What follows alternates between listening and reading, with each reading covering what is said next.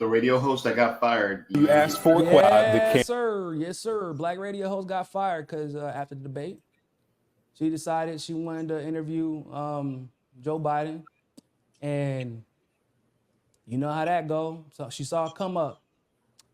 Did not get rewarded for it though, like she thought she would. I don't know if anybody's noticed by now.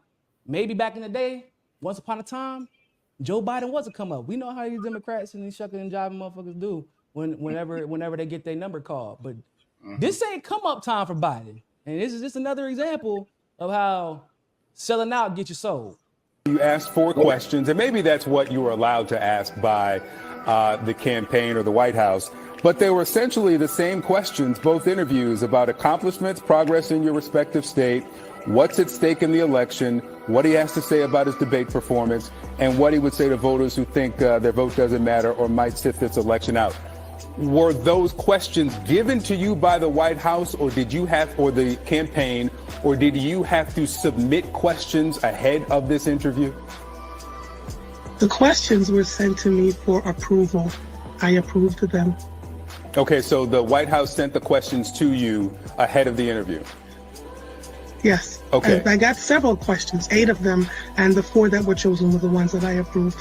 Okay. And the reason I ask is not a criticism of either of you. It's just that if the White House is trying now to prove the vim, vigor, acuity of the president, I don't know how they do that by sending questions first before the interview so that the president knows what's coming. Yeah. So that person got fired, and this was the press release. So on July 3rd, the title is Accountability, Access, and the Path Forward. Why Black Media Matters. And this is the president and CEO of WURD Radio. Pun fully intended, I'm presuming.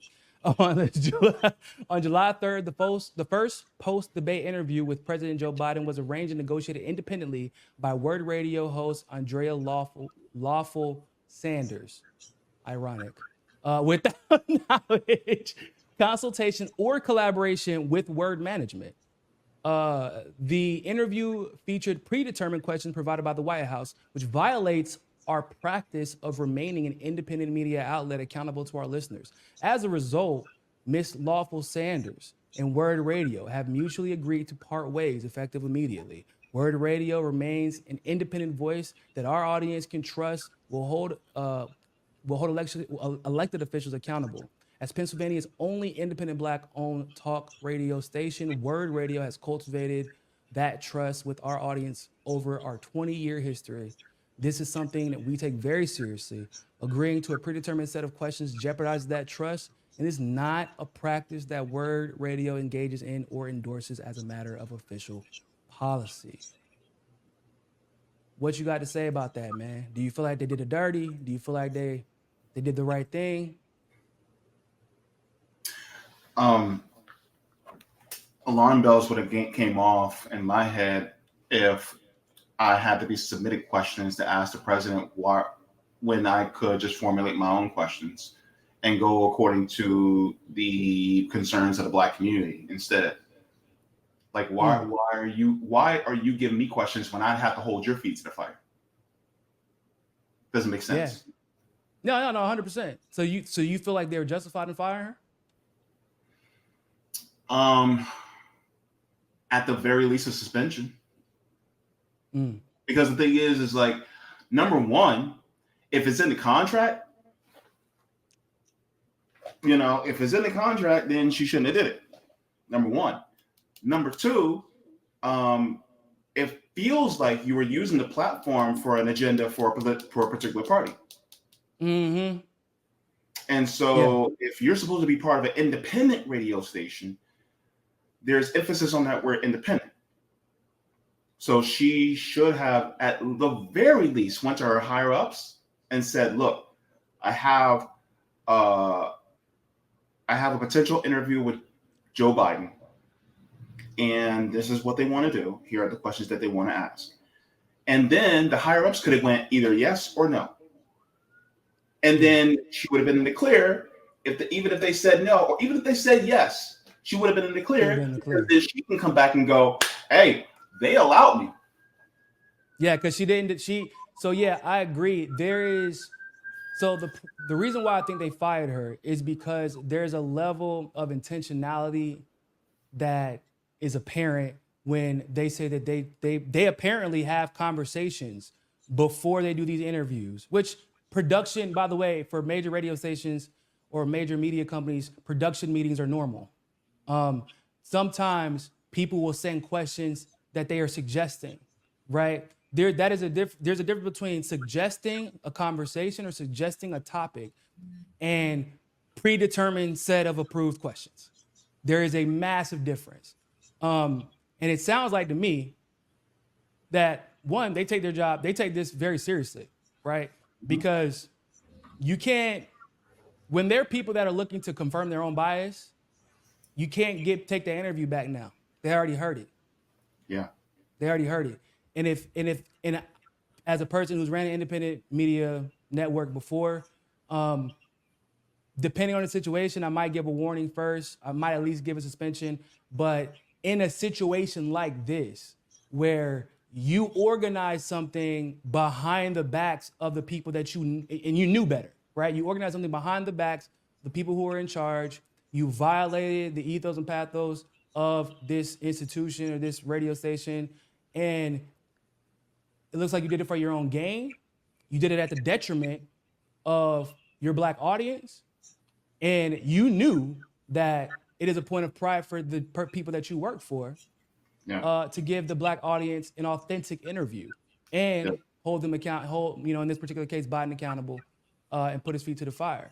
I personally believe that there's nothing wrong with her being fired. I think she'll be fine. I'm sure she'll get a job somewhere else. But that, in my opinion, like, she got to sleep with that at night. That's how I feel. That's really how I feel about it, because you propping up Parkinson's man. Like, you propping up a segregationist. And it's, for me, it's always worse whenever I see it done. Whenever I see anybody propping up Biden, it's a problem. When I see leftists prop up Biden, it's another problem. When I see women prop up Biden, I get even more pissed. But when I see a Black woman prop up Biden, that shit hit different every time. Because I always think of Anita Hill and Tara Reid. Every single time, those are the names and the faces that pop in my, like, y'all know he's a segregationist. But he threw, which we've always seen white men do, throw Black women under the bus the moment that it becomes convenient. And he threw Anita Hill under the bus in order to get Clarence Thomas elected. Or, excuse me, in order to get Clarence Thomas confirmed to the Supreme Court. But then, within that same time frame, which is kind of crazy when you think about it, he had already sexually assaulted Tara Reid. And instead of a lot of these women being on the side and reminding people about what Joe Biden has done to Anita Hill, what Joe Biden has done to Tara Reid, they instead pretend like it doesn't happen, and then they lend their credibility, the credibility of their experiences as Black women, to whitewash him. Yeah. Or blackwash him, depending on what you want to say. Well, or pinkwash him even, right? When especially you have people who fearmonger about Donald Trump, and especially the sexual assault that he allegedly has committed, baby, the call's coming from inside the house. Because the thing is, you're propping up Joe Biden. Like, why are you popping up another sexual assaulter and a racist? You know what I'm saying? Segregationist. I like to be very specific with that one. He's a segregationist. Literally, I gotta be specific about this. He didn't just work with segregationists. He fought for them. He fought with them. He was He was one of the leaders in the legislature, turning his racism into actionable policy that affected Black people. That is what he is. So for people to say that he has the moral character and the integrity that's somehow different than Trump, why? And even the way he speaks now might sound different because he knows better. I mean, shit, he tried plagiarizing, that didn't work. Yeah. That he tried being more conservative than conservative, that didn't work. People forget this man Biden if he was a felon, he would be going to jail for life because he about 2-3 time loser as it is. My question Everybody is, keeps forgetting that. what self-respecting Black person would, and stand with somebody like Joe Biden? Can't have Especially if you know what he has done, and don't sit there and wave it away, because you'll listen intently to someone who accuses Donald Trump, but you won't listen intently to somebody that accuses Joe Biden. Yes. Oh boy, they be getting into the actually what's crazy about Donald Trump is they actually start making up some stuff that he's done. That's what be killing me. I'm like, first of all, the crimes that Trump committed while being president are enough. You don't have to make anything up. If you actually are willing to, but the problem is those crimes that he committed while he was president, they either agree with or the Democrats were guilty of or helped or assisted with. Well, they can't call those out. So let's in big crimes or pretend like he did something uniquely bad or like Trump and his relationship with women is no different, more or less, than Biden and his relationship, except for, I mean, Biden, the records are actually worse. When we talk about like what we know